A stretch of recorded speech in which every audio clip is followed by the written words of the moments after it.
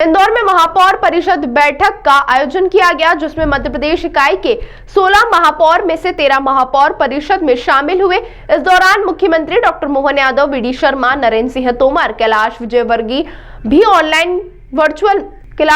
भी वर्चुअली परिषद में शामिल हुए। वहीं मुख्यमंत्री डॉक्टर मोहन यादव ने अपने संबोधन के दौरान कहा कि मैं दो बातें जरूर कहूंगा। अपने अपने काम के बलबूते पर आप अपनी पहचान स्थापित कर रहे हैं। आप लोग जो प्रस्ताव भेजेंगे उसे हम जरूर पास करेंगे और इसका श्रेय भी आपको ही जाएगा।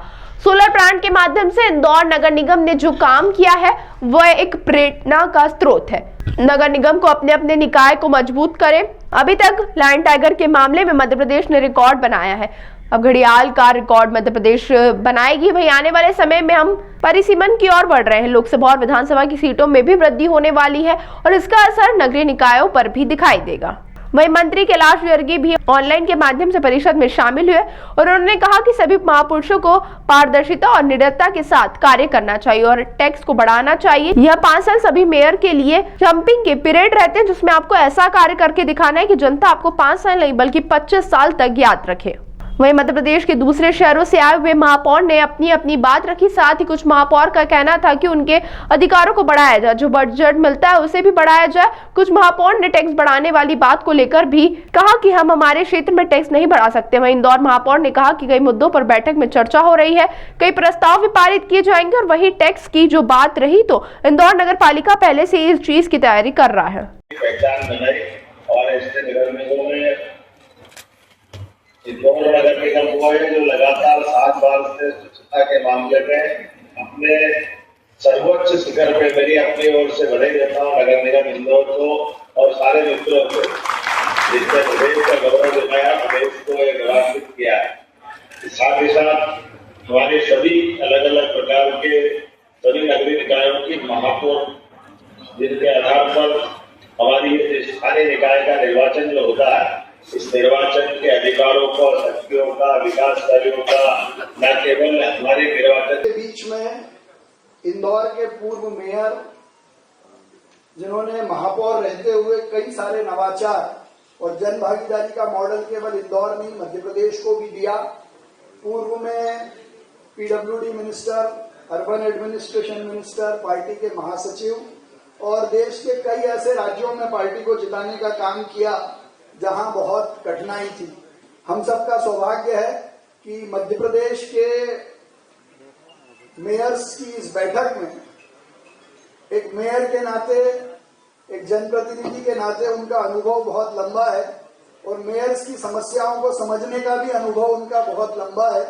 तो हमको उनके नगरीय प्रशासन मंत्री रहने का बहुत लाभ मिल रहा है और उनके इस लाभ के साथ अर्बन एडमिनिस्ट्रेशन में फाइनेंशियल पावर से ज्यादा एडमिनिस्ट्रेशन पावर मिलेगी, ऐसे विश्वास के साथ मैं माननीय कैलाश विजयवर्गीय जी से आग्रह करता हूं कि इस उद्घाटन सत्र को संबोधित करें। इंदौर से स्वच्छता की देख के जा रहे हैं कि इंदौर में कितनी साफ सफाई है और ये हम अपने ग्वालियर शहर में भी इसी तरह से साफ सफाई रखेंगे और अपनी जनता को भी जागरूक करेंगे कि सफाई के प्रति भी जागरूक हों और अपने अपने आसपास के क्षेत्र को साफ और स्वच्छ रखें, क्योंकि हम सभी जब मिलकर काम करते हैं हमारा शहर तभी साफ और स्वच्छ रहता है। एक आत्मनिर्भर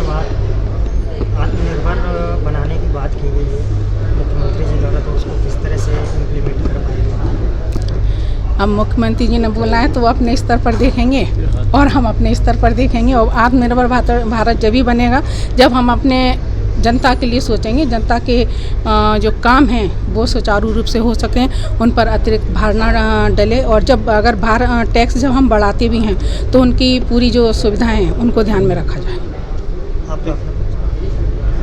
आपका पूरा परिचय दे दीजिए। परिचय, मैं नगर निगम ग्वालियर महापौर डॉक्टर शोभा सती सिंह चक्रवार, कांग्रेस, और हमारे ग्वालियर में 57 सालों का रिकॉर्ड टूटा है, ये आप सभी को मालूम है।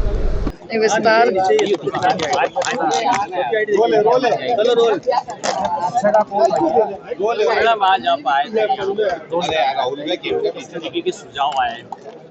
देखिए, अभी तो सुझाव नहीं आए हैं, सुझाव भी इसके बाद बैठक होगी उसके बाद आएंगे। मैम आप इंदौर आए हैं, कैसा लगा इंदौर शहर जो परिषद की बैठक है जो हुई है इंदौर शहर में पहली महापौर जी की अध्यक्षता में? देखिए, महापौर जी की अध्यक्षता में बैठक हुई, इसके लिए मैं बहुत बहुत बधाई देती हूँ महापौर जी को। और निश्चित तौर पर इंदौर के बारे में सुना है और आज महापौर जी ने व्यवस्था भी की है कि हम लोग भ्रमण करेंगे उनके क्षेत्र का और कुछ चीज़ों को देखेंगे और यहाँ पर कचरे का कैसा प्रबंधन हो रहा है उस चीज़ को भी देखेंगे।